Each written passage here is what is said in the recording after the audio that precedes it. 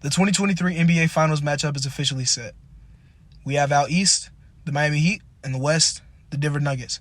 How these teams got here contrast greatly from one team being far more talented than their opponents and the other being far undermatched in the skill department. Also with expectations, but I would say more matched in expectations than many may think.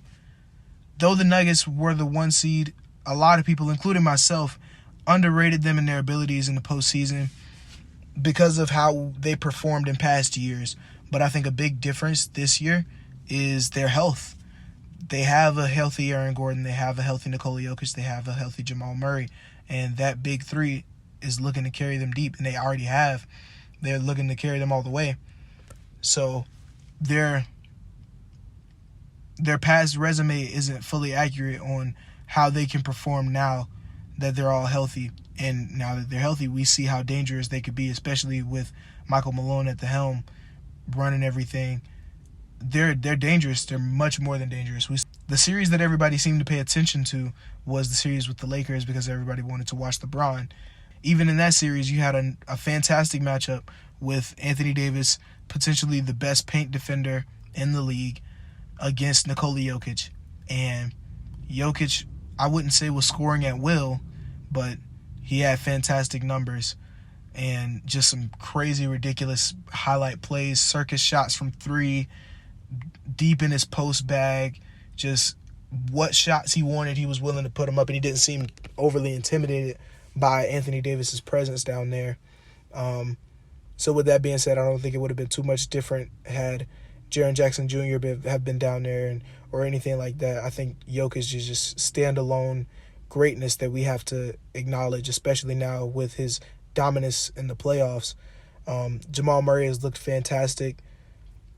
His shot making, his shot creating, and also his playmaking abilities, making the extra pass, kicking out of drives to open shooters. Just he's playing on a phenomenal level.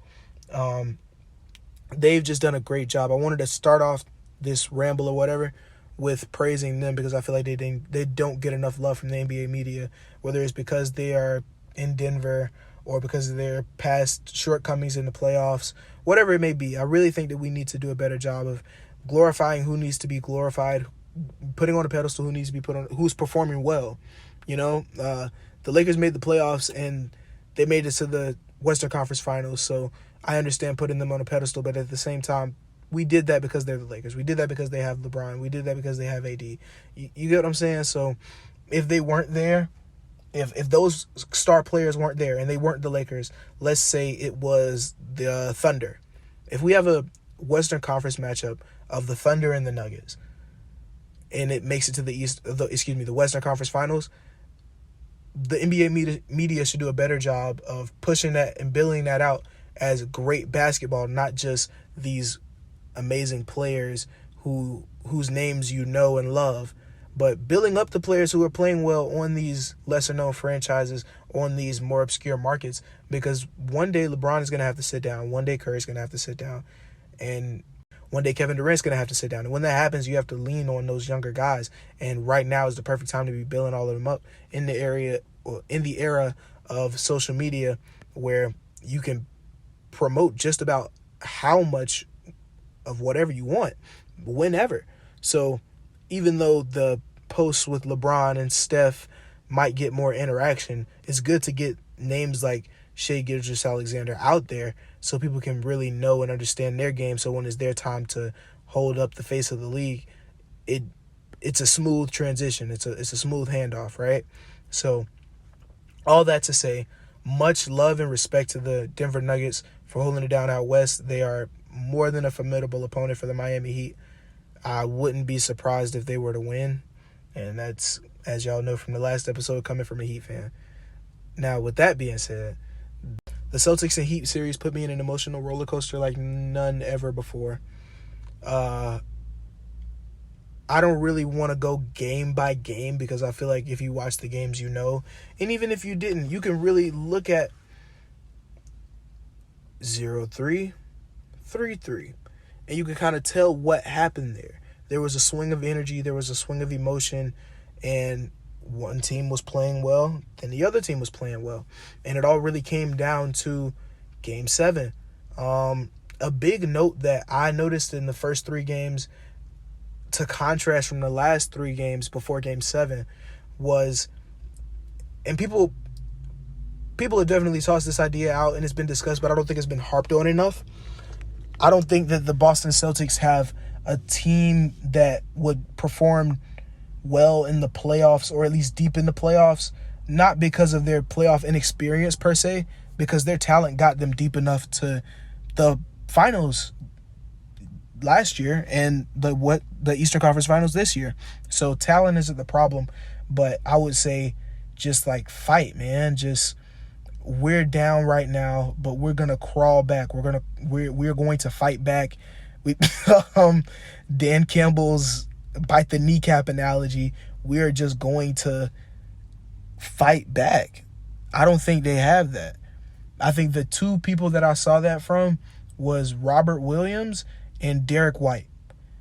Other than that, we just had guys trying to out-talent guys and play in their role.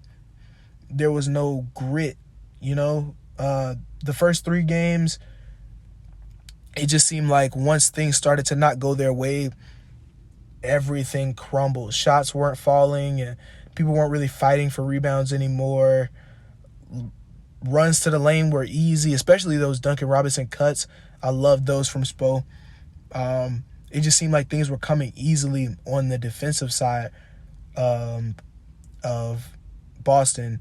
Just shots were becoming easy for Miami once they just seemed mentally checked out. And the mindset definitely seemed different for games 4 through 6. With the mindset change and the play change, they succeeded a lot, 3 times actually. You know, they were hitting their shots.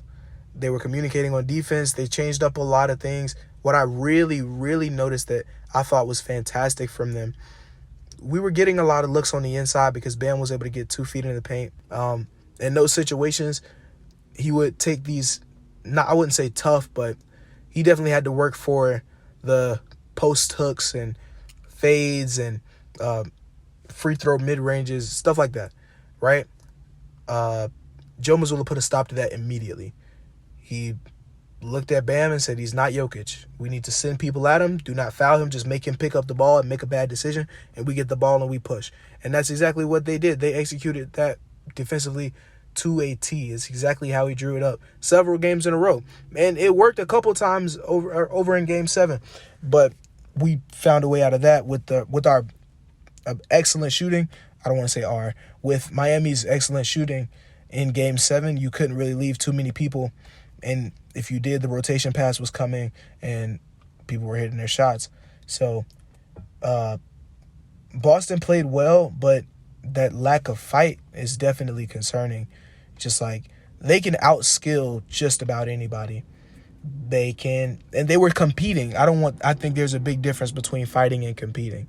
I think competing still has to do with skill. Like I might be outclassed, but I'm going to use what skill I do have, and we're just going to go shot for shot, whatever. Like Jaylen Brown did a lot of competing to me this series. But fighting, like getting gritty, getting dirty, getting on the floor, offensive rebounds, stuff like that, I didn't really see a lot of that from their guys, you know? Like the emotional part of it. Well, I mean, of course, for Marcus Smart, because that's his role, that's his job, you know what I mean? But from the Stars, I didn't really see that. Whereas from the Heat, it's from top to bottom. You have that from Jimmy Butler all the way down to Kevin Love, who isn't playing in some of these games, but is being as vocal as possible, willing his team through, you know, because he's been in these situations before, right? So something that I really, really thought made a difference was just the Heat's mindset in this, man. Going into every game after Game 4, there were no excuses. There were no fingers pointed. It was just a guarantee of a win. And when they lost, there was no back walking. There was still no finger pointing, no this, no that. A guarantee of a win. coming from Eric Spoelstra, coming from Jimmy Butler. What I thought was hilarious, I randomly checked my phone because I got a notification, and it was before the day of Game 7. I look at my phone and I see the Heat have booked flights to Denver following Game 7.